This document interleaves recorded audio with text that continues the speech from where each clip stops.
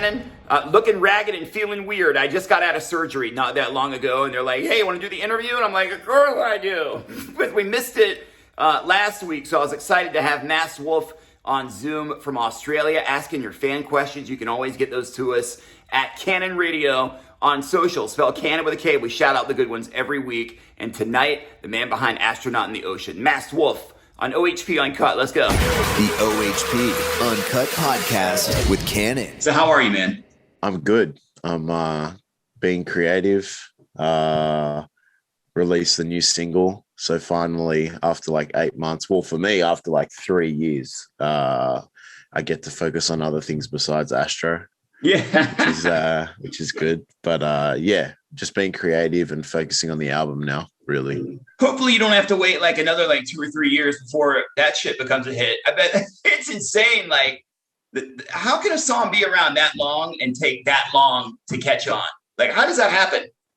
I don't know. I've always called it the Scarface song, like similar story. Like Scarface took 10 years before it became famous. Yeah. And people didn't like it at the start. So for me, I think like the answer is always in like my socials. I started with 0 following. Yeah. 2.5, 3 years ago. And we knew it was going to be a grind. And I said, okay, we'll get ready for another 5 to 6 years of grinding. And things happened a bit quicker and a bit better than I expected. And yeah, like it just, I think I truly believe that once COVID came in and people were locked down, there was a bit of a spike in the sort of the ears that were listening to music and finding new music. I mean, everyone was finding new music when you're in lockdown. You're just like, what am I going to do? Right. So yeah, and internationally it like just popped off. And then the streams, and I mean, it doesn't hurt to have a huge record company behind it either. Yeah. But it all started like a couple years ago, and I remember I heard this track Speed Racer on a fucking mixtape, and I forget what mixtape it was. And I was like, this shit's dope.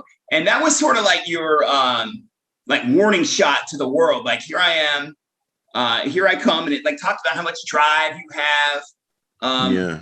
Talk about your drive. Like what defines success for you? What are you looking to make of all this?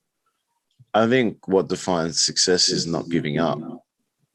I mean, if you give up, then you fail, right? Yeah. But if you don't, you're still succeeding. That's the way I look at it. And I mean, Speed Racer was that song that I finally found my sound.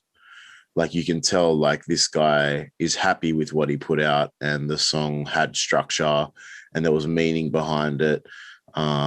So yeah, it was kind of like the warning shot. It's like, okay, I found me and my sound. So what happens next? And then Astro happened next, which was crazy to me. So for me, like, it doesn't matter what comes on in the future, as long as I feel happy and I don't give up. Like everyone's like, oh, do you think it will blow up like Astro? I honestly don't care. Like if it happens, it's not in my control to worry about that. So yeah, I just keep being creative. A lot of people, like we put it out on social, you were going to be hearing a lot of people put out questions. So I want to ask a lot of like fan questions. That's what we do a lot. Yeah, sure. And I mean, it's blown up. It's crazy. This girl, her name is I'm Ashley or whatever.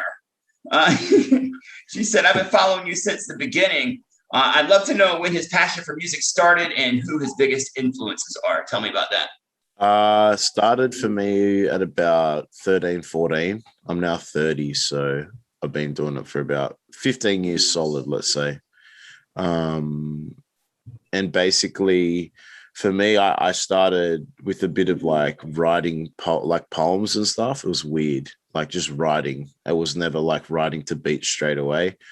But my first like when I was in my teens, my influences were Kanye West for sure. G Unit, I was massive on G Unit, and obviously Eminem. But when I really got like serious in like writing, it was Kevin Gates, Joyner Lucas. They were like, and Hobson. They were like my 3 big ones and they're also different. It's weird. Like Kevin Gates is very slow but gangster in your face, but has really good choruses. Joyner Lucas is very aggressive but has catchy choruses, which is what I've always wanted, like to be aggressive in verses but have catchy choruses. And then Hobson just spoke from the heart. Like Hobson's a very off his chest type of person. So I tried to like put all those 3 together and you find Mass Wolf. And have you always been Masked Wolf, or was there were there other names before? There were plenty of other names, all that did not have the great sound of Masked Wolf, and both with the name and the songs.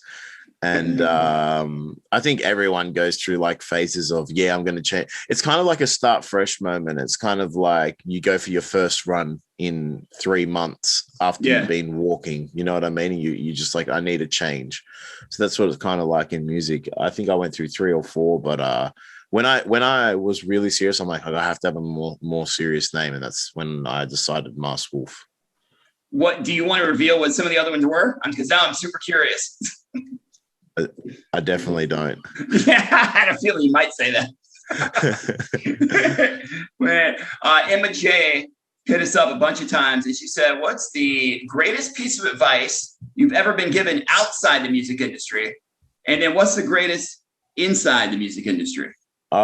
Inside the music industry, it's actually a video I watched from 50 Cent, believe it or not.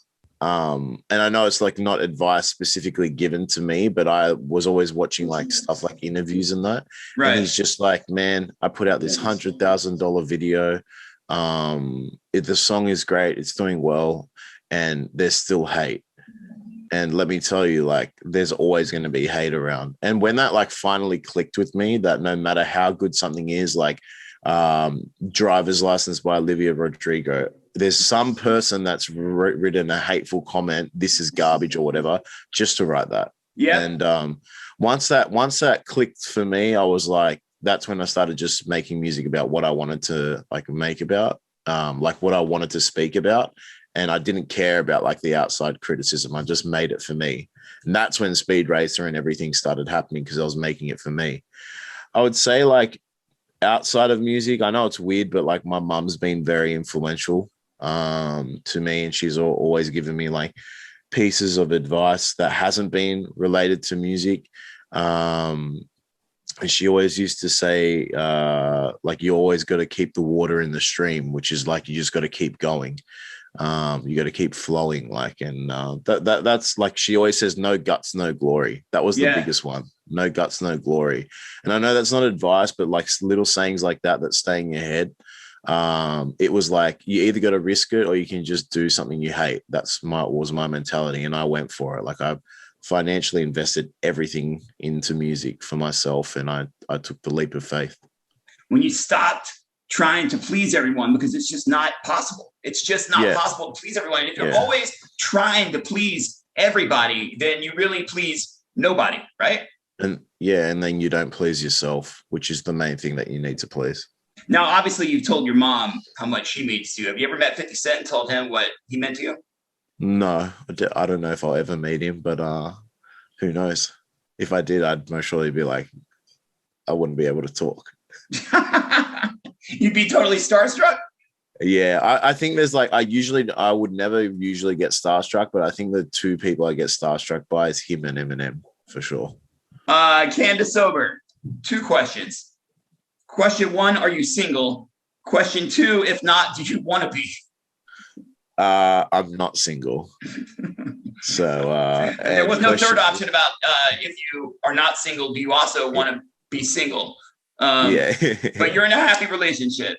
Yeah. I'm taking it at the moment. So sorry, Candace Over. Sorry, Candace. I mean, fame can make people act weird, but it's not just fans. It could be the people closest to you as well, which is what Miss Prickly Unicorn wants to talk about. And she said, within your journey, have you lost any close friends or family due to the lack of support or taking advantage of you? That's a good question. No, because everyone that I had close to me, I always trusted before I blew up. Yeah. Sure, there's been a ton of people that have all of a sudden hit me up once they've seen the rise, but they're not in on the circle. They'll never be in on the circle. But the people that I've always had, like my best friends, I don't have much family. I just have my mum and my dad. That's it. Like I literally don't have any other family besides that. So for me, that makes it a bit easier and harder at the same time, because I guess my mum and my dad are there, my parents, and I support them. And my friends, I already know who they are. So I'm not looking to add to any of those lists. This is another good one, I thought. Well, Ollie, I see you. This is obvious, I think. He said, I sense that Astronaut in the Ocean has a very deep meaning. What is the meaning? And were there other names or versions of the songs before? Yes, there was another version of the chorus, which I changed. Well, it wasn't another version. I was just going through saying it could be better when I was doing it. And it's sort of like you have that little change and stuff. So there wasn't another version. And the meaning of the song is just basically, I shouldn't say basically because it's in depth, but I've just felt very out of place for me personally. And I wanted to give imagery to why I felt out of place and how. So I thought of like, I don't know why, but I thought of an astronaut, and when you think of an astronaut, you think of space. So that's how I came up with Astronaut in the Ocean. But for me specifically, like depicts why I felt out of place, depression, anxiety. I was struggling with music and I felt like I was so close, but yet so far. But I also asked the question of like, why are you rolling down in the deep? Like that's the first line, what you know about rolling down the deep. Like tell me your story as well. It's just a massive song about feeling out of place, but me rapping about the reasons why. But it's still catchy as shit, which is something you spoke about earlier that had to happen. Man, you posted this video, and I swear to God, it made the hair on my arm stand up. And I know you know this video. Because people started singing this shit.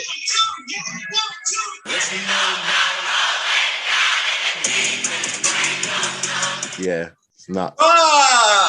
That got me so hyped. I think I've watched this thing 1,000 times. I'm like, shit, I can't wait to see this boy live. Man, yeah. I mean, when you watch that, you got to be proud, right? That's got to make you feel fucking great when you see that. Yeah, that was only like 4,000 to 5,000 people as well. So I can't imagine like 10 to 20,000 how much crazier it's going to be. But yeah, I mean, that's what I've always dreamed of in a sense. Like people singing my lyrics, I guess. So and there they are, like loving every note of it, man, and every word of it. I mean, that's just that's all you can ask for, right? Yeah. As an artist, I can't ask for anything else. You mentioned like that was only 4,000 or 5,000 people, and you can't wait to see what it's going to be when there's big crowds. You've got some big shit coming up.